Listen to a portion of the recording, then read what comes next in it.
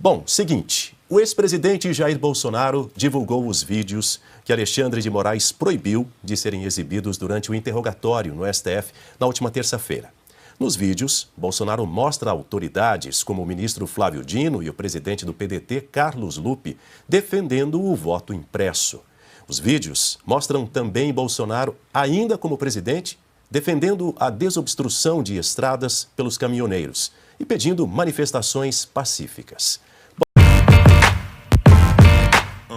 Bom, vamos lá. Primeiro vídeo. Em 2010, Flávio Dino acusou fraude no sistema eleitoral depois de perder a eleição para o governo do Maranhão. O senhor ficou em segundo lugar na eleição aqui para governador do Maranhão, por uma diferença mínima. Eu te pergunto, o senhor acredita que houve fraude? Houve várias modalidades de fraude, algumas já identificadas pela Justiça Eleitoral, pelo Ministério Público, pela imprensa, já foram anunciadas. E nós estamos nesse momento numa atitude de aguardar a ação dessas instituições, porque são fatos documentados, públicos e notórios, que abrangeram todo o período da propaganda eleitoral, com a distribuição de vantagens indevidas, a chamada compra de votos, meios ilícitos de propaganda, tudo isso podendo influenciar o resultado da eleição. Bom, daí 2 anos depois, o Flávio Dino criticou as urnas eletrônicas. Há 1 ano atrás, como relator da reforma eleitoral, parecia premonição, eu dizia, acolhendo uma proposição do PDT, de que havia necessidade de aprimorar o sistema de urnas eletrônicas no Brasil. E essa eleição, a qual eu vivenciei 1 ano depois, quer dizer, há 1 ano atrás eu já pensava assim. E hoje tive a oportunidade, não gostaria de ter tido, mas tive a oportunidade de ser vítima de um processo que precisa ser aprimorado, precisa ser melhor auditado, precisa ser melhor acompanhado, que é o sistema das urnas eletrônicas. Como é que se dá a votação eletrônica? Como é que se evita o eleitor votando por outro? Que foi esse debate no Supremo da carteira de identidade, que foi mal colocado, que foi mal posto. O Congresso estava certo ao exigir pelo menos o documento de identidade com foto. Por quê? Porque evita, diminui as fraudes, porque o caminho seguinte era a Justiça Eleitoral tirar daquele livro de eleitores o número do título. Porque é o número do título ali que permite que o mesário vote pelo eleitor que não foi, ou pelo eleitor que morreu. O que acontece hoje? Das 5 horas da tarde, o mesário verifica lá em consórcio com os fiscais, verifica os eleitores que não compareceram, porque não foram, porque morreram, porque viajaram. Com o número do título, ele libera a urna eletrônica e vota quantas vezes ele quiser. Então esse é um tema da maior gravidade. Pois é, em 2015, os então deputados federais pelo Rio de Janeiro, Jair Bolsonaro e Rodrigo Maia, comemoraram a decisão do Congresso Nacional que derrubou o veto presidencial ao voto impresso. O Congresso derrubou o veto do voto impresso. Meus cumprimentos ao deputado Rodrigo Maia, relator do projeto da reforma política, onde acolheu a nossa emenda. Para 2018, a certeza de não mais existirem as fortíssimas suspeitas de fraude por ocasião das eleições. E agora na reforma política eu tive a oportunidade de relatar a emenda constitucional e agora o projeto de lei, em que tive a oportunidade de incluir a questão do voto impresso por ideia, proposta e trabalho do deputado Jair Bolsonaro, que no início desse debate talvez tenha sido um dos poucos deputados que acreditava que nós pudéssemos incluir na emenda constitucional e depois no projeto de lei que tive a oportunidade de também relatar. Então quero agradecer ao deputado Bolsonaro, agradecer ao plenário. A decisão de derrubar o veto do voto impresso é uma vitória da sociedade brasileira, que pode ter o direito, a partir das eleições de 2018, de recontar qualquer uma das urnas. E Carlos Lupe, presidente do PDT, defendeu o voto impresso em diversas ocasiões e disse que, sem esse recurso, a fraude impera. Nós sempre achamos, isso tem mais de 20 anos, desde a sua introdução, que a urna eletrônica deveria ter a impressão do voto do lado, com uma impressora, com uma tela transparente para se conferir o voto e depois ir para a urna. Não aconteceu até agora. Desde o surgimento da urna eletrônica, 25 anos atrás, nosso líder, nossa referência do partido, Leonel de Moura Brizola, já defendia uma coisa simples de se fazer: a impressão do voto. Para que possa votar lá, apertar o númerozinho do seu candidato, apertar o 12, você vê aquele papelzinho como se fosse esse papel que a gente, quando paga um cartão de crédito, tem como recibo, cair numa urna transparente e ficar ali guardado. Quando se tiver desconfiança, quando tiver uma votação muito diferente de locais, você pode conferir esse voto. É esse o segredo de toda a democracia no mundo. A possibilidade de recontagem, a possibilidade de conferência de voto. Hoje, algumas pessoas mais à direita querem defender a impressão do voto. Não é porque eles estão hoje defendendo que nós vamos deixar de defender aquilo que para a democracia é salutar. Já foi aprovado, inclusive, no Congresso Nacional. E o tribunal não quis fazer porque disse na época que não tinha recursos para fazê-lo. Não tem recursos maiores para garantir a própria liberdade de expressão e a democracia do que investir na conferência do voto através da sua impressão. Nós do PDT, através do nosso líder Leonel Brizola, fomos quem primeiro falou isso e temos coragem de claramente dizer a todo o povo brasileiro: sem a impressão do voto não há possibilidade de recontagem. Sem recontagem, a fraude impera. E na primeira coletiva, depois das eleições de 2022, Bolsonaro faz um comentário admitindo a derrota e diz que os jornalistas vão sentir saudade. Vão sentir saudade da gente. Ainda em novembro de 2022, depois das eleições, Bolsonaro alerta para manifestações pacíficas pelo Brasil. As manifestações pacíficas sempre serão bem-vindas. Mas os nossos métodos não podem ser os da esquerda, que sempre prejudicaram a população, como invasão de propriedades, destruição de patrimônio e cerceamento do direito de ir e vir. E logo depois desse discurso de Bolsonaro, o então ministro Ciro Nogueira anunciou o início da transição de governo. O presidente Jair Messias Bolsonaro me autorizou, quando for provocado, com base na lei, nós iniciaremos o processo de transição. A presidente do PT, segundo ela, em nome do presidente Lula, disse que na quinta-feira será formalizado o nome do vice-presidente Geraldo Alckmin. Aguardaremos que isso seja formalizado para cumprir a lei no nosso país. Depois das eleições de 2022, Bolsonaro faz vídeos solicitando aos caminhoneiros que desobstruam as rodovias. Brasileiros que estão protestando por todo o Brasil. Sei que vocês estão chateados, estão tristes, esperavam outra coisa. Eu também estou tão chateado, tão triste quanto você. Mas nós temos que ter a cabeça no lugar. Os protestos, as manifestações são muito bem-vindas. Fazem parte do jogo democrático. E ao longo dos anos, muito disso foi feito pelo Brasil. Na Esplanada, Copacabana, Paulista, e tantos outros lugares. Agora tem algo que não é legal. O fechamento de rodovias pelo Brasil prejudica o direito de vir das pessoas. Está lá a nossa Constituição.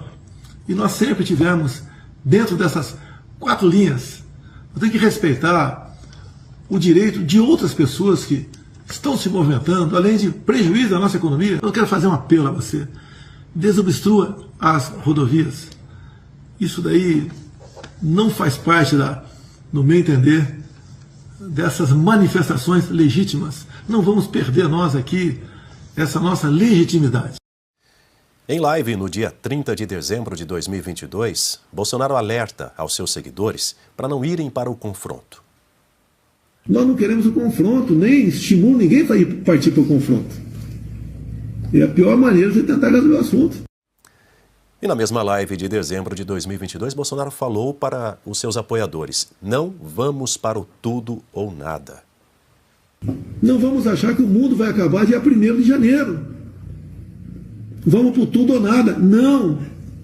Não tem tudo ou nada. Inteligência. Mostrar que somos diferentes do outro lado. Nós respeitamos as normas, as leis, a Constituição. Nós sabemos da valor liberdade que eles têm. Em entrevista ao Roda Viva em fevereiro de 2025, o ministro da Defesa, José Múcio, falou que recorreu ao presidente Bolsonaro para que ajudasse na transição de governo com os comandantes das Forças Armadas.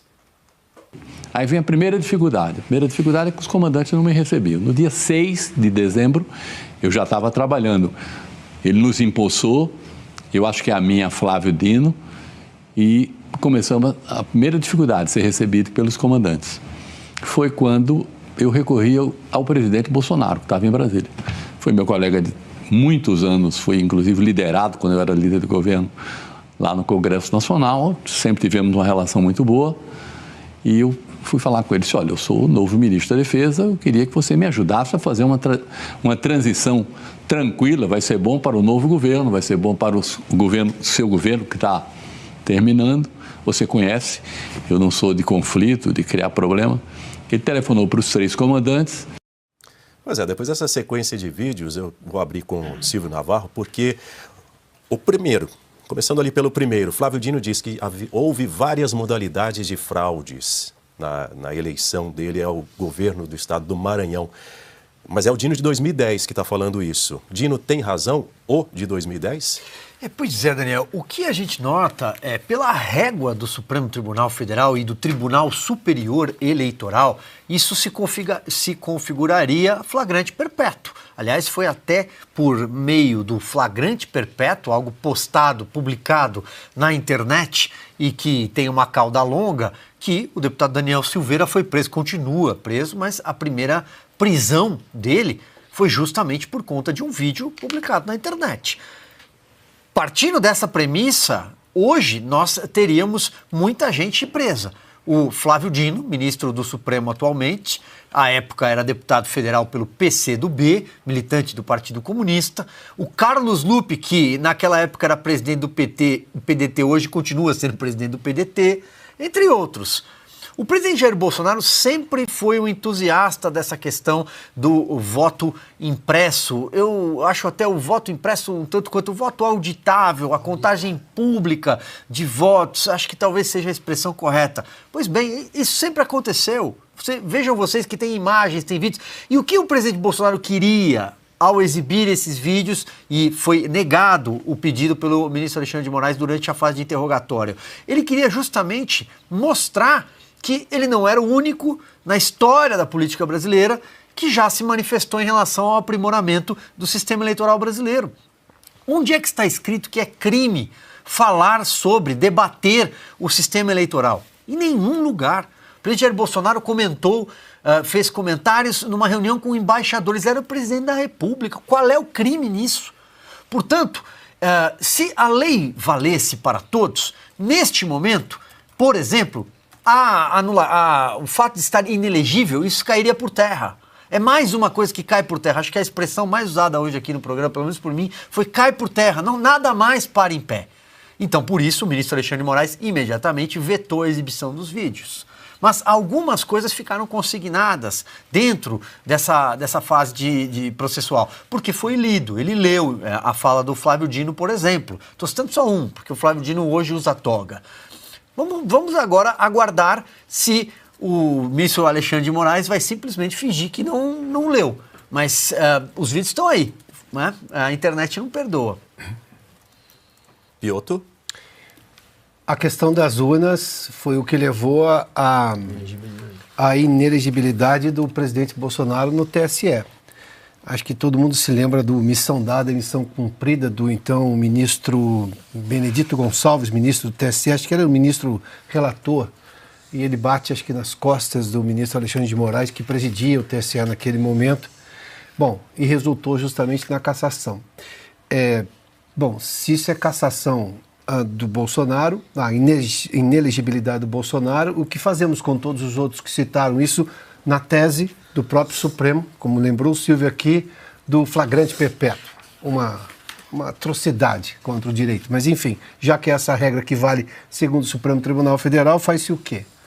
Ou fica no campo da hipocrisia e da perseguição política a apenas um lado do pensamento brasileiro, claramente à direita, claramente aos conservadores, está evidente.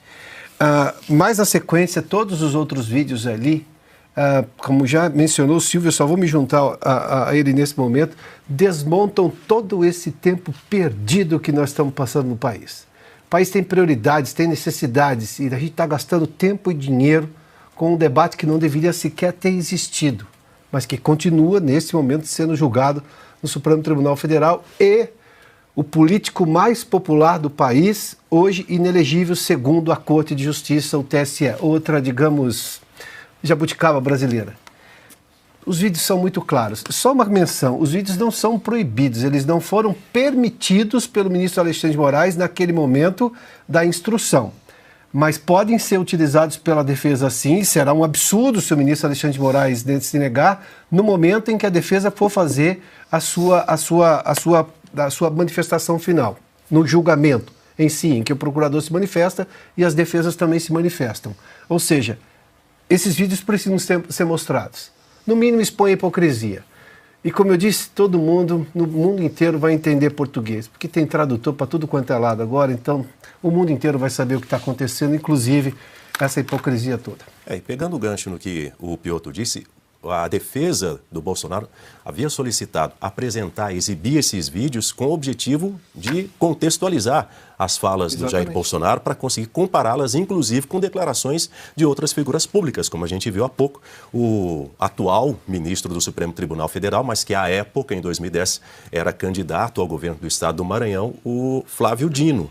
Então, assim, o objetivo era argumentar que essas críticas feitas às urnas, elas não configuravam uma intenção golpista. Ou será que o Dino, lá de 2010, ele tinha uma intenção golpista, Carlos Cauti? Pois é, vai prender todo mundo por flagrante perpétuo, na base daquilo que o ministro Alexandre de Moraes elaborou como sua doutrina, a doutrina Moraes, né? Prende todo mundo por vídeo na internet. Vai anular as eleições seguintes, vai anular a nomeação do Flávio Dino no STF porque não seria digno de cumprir o cargo.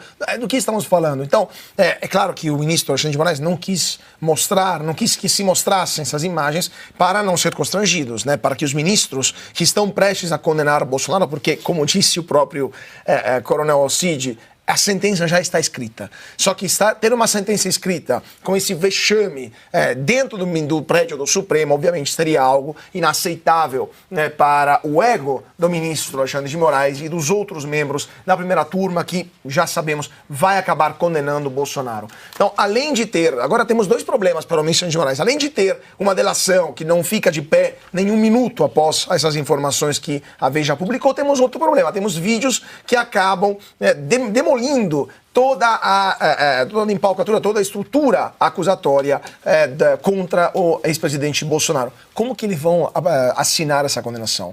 Com que moral eles vão condenar o ex-presidente Bolsonaro para a prisão depois daquilo que estamos vendo e daquilo que virá também, né? Porque estamos apenas no começo, ainda temos vários meses antes da sentença definitiva. E com que olhos, mais uma vez, me repito, com que olhos o mundo vai olhar a legitimidade de uma eventual condenação? Pode ser até juridicamente feita segundo todos os critérios do próprio Supremo, mas qual será a legitimidade moral de uma eventual perda da liberdade individual do ex-presidente Bolsonaro? Augusto? Olha aqui, esse pessoal não conhece a eleição. Eu já acompanhei 300 eleições e todos os sistemas estão expostos à possibilidade de fraude. Todos. Todos. Simples assim.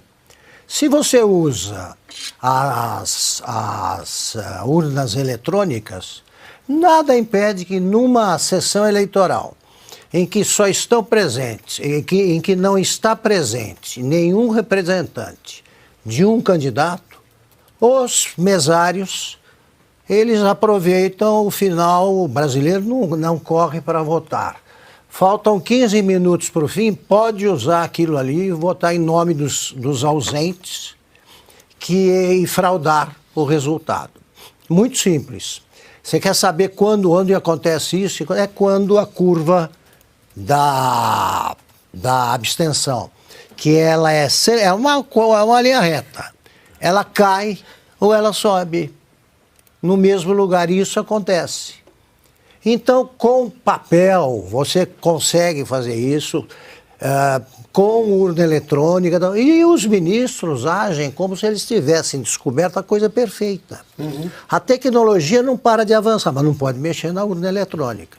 Então é só fazer uma campanha para que a Venezuela adote a urna eletrônica e não tem mais fraude lá. É uma bobagem o que eles fazem, é coisa de gente que não viu uma eleição. O que tem, qual é o problema em você reivindicar mais um instrumento modernizador? É a auditagem, a possibilidade de auditar. O Aécio Neves contestou judicialmente o resultado da eleição de 2014. E não foi preso, não, nada. Ele recorreu, perdeu, tudo bem. Agora não pode criticar, você não pode pedir nenhum aperfeiçoamento, é para sempre. Esse sistema não vai mudar um dia? Claro que vai. Então, é pura demonstração de arbítrio. Tá? Eles não querem dar o braço a torcer e acham que são mais inteligentes que os outros. E que o povo precisa de babar para votar no presidente certo.